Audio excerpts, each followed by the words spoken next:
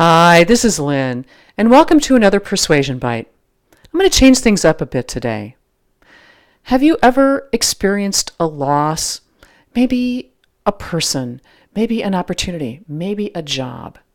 And your mind goes through the swirl of loss and mourning and trying to make sense of it. Because that's exactly what our brains do. We try to impart meaning to things that we don't understand. I'd like to share with you an experience that I've had.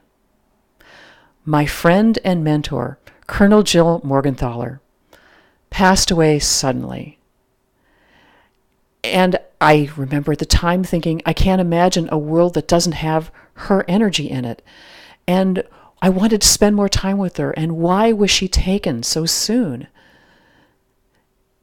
And then the more I thought about it and the more I felt about it, I started to explore what was the meaning that Col.Jill had in my life.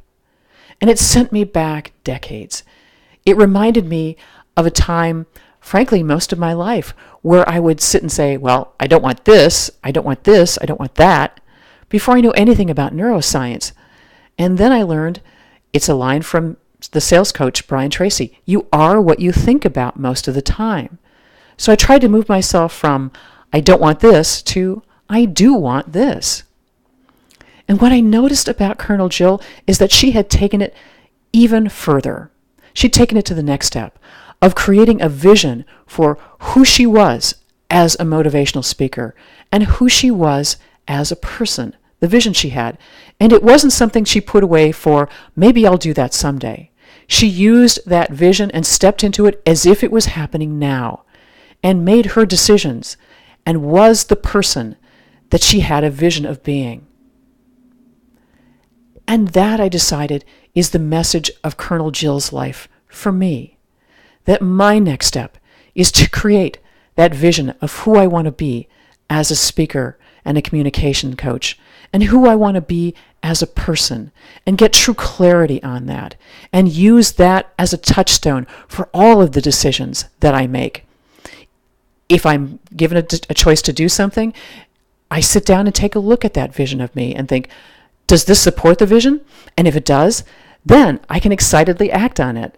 And if it doesn't, then I can unashamedly, and not in a guilty way, walk away from it. I invite you to do the same thing. It's true. When you lose somebody or lose an opportunity, mourn that loss. Because if you just try to sidestep it and hide it, Lord knows it'll come out in another way. And then when you have a little time, ask yourself that question that your brain wants to ask. What was the meaning of this person's life for me? And then make a choice to reflect that meaning.